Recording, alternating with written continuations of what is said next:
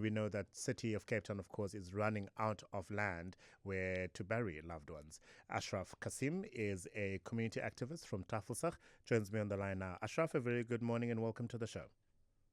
Thank you very much. We really appreciate this little time that you have allotted to us. Thank you very much. No, absolutely. We're talking here about 60 families. How long have they been living on this piece of land, Ashraf? Well, the 60 families has been living on this land since before COVID and during COVID. And they've been struggling along. It's actually 59 families to be exact. Like in the past 2 weeks, there was more than 63 families, but the law enforcement, City of Cape Town law enforcement comes every day, demolish shacks, remove things.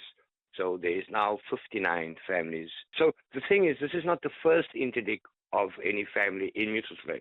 Like I've personally been involved in 3 previous interdicts for other occupations, and they're using exactly the same language, exactly the same terms. And what we are thinking is this is like becoming a normal application. The previous 2, they lost it. The court came and said that this is an illegal interdict or even an application, the way that it's been being done. But the city is not leading to the 3 judges that said they're trying to interdict people unlawfully. They're just applying through another law firm.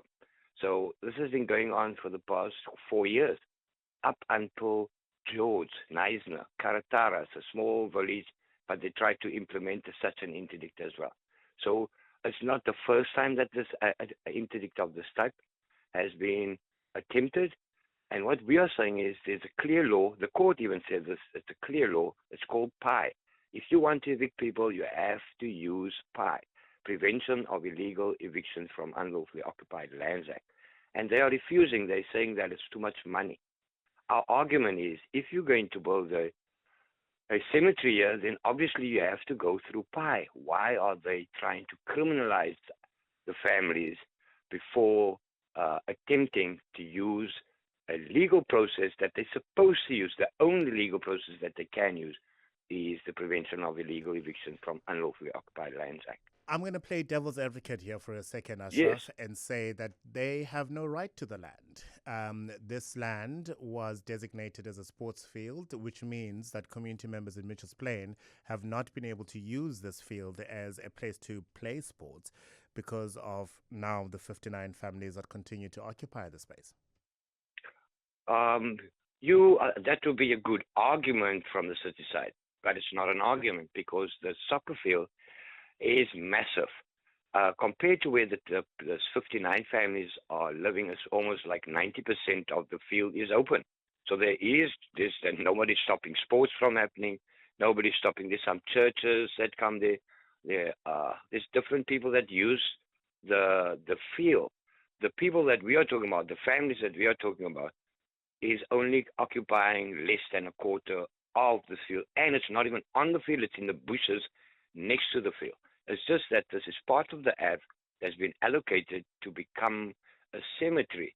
And what is so funny about it, just across the road, maybe like 500 meters away, there is a cemetery for Christian burials and for Muslim burials. There is a cemetery. It's a massive cemetery. So allocating this across the road, it's like opposite the cemetery that is there. Allocating this in a community that is so short of housing, like we need our backyard dwellers is more than the people living in the house. So we need houses. We don't need a cemetery for people that passed away. We need the place for people that is alive right now. Like when they do pass away, just in case they get this interdict, if anybody passes away there and they're going to be buried there, they'll be interdicted from that land. So why, in the first place, have a cemetery when there is a cemetery that could accommodate so much more than what this cemetery, proposed cemetery, is doing? So because the while cemeteries, you're right, the you're right. cemeteries, Like the cemeteries in the city of Cape Town are certainly not nearly enough to absorb the demand for burial space in Cape Town, which is why the city is proactively, I suppose, looking to clear land in order to create more cemetery space. What arguments? and that's a good thing. What That's a what good thing. what arguments are going to be heard in court today, Ashraf? Oh, today will be them trying to get an ex parte application through. In other words, they want to get an interdict through court without us having to say anything and giving us a chance to come back a month later. What we are saying is that why can't we just talk about it right now? Why can't they apply for pie right now and not the interdict? Instead of criminalizing us, why can't they come to offer us alternative? Why can't they give us water? There's no water for the past 4 to 5, 6 years. There's no water, there's no electricity, there's no sewage. When we do ask for it, they rather evict somebody. Instead of coming to help us, they are now even trying to evict us. And we've been here for more than 5 years. It's not like we own the land. We don't want to take the land. We don't own it. The city of Cape Town owns it. We only got, this is like desperate. We call it reality village because here we're facing the harsh, true reality of homelessness, previous background dwellers, people that have been evicted before even. So it's people that's been through a whole lot of trauma, and this is like the last resort. Like they say, this is the reality village.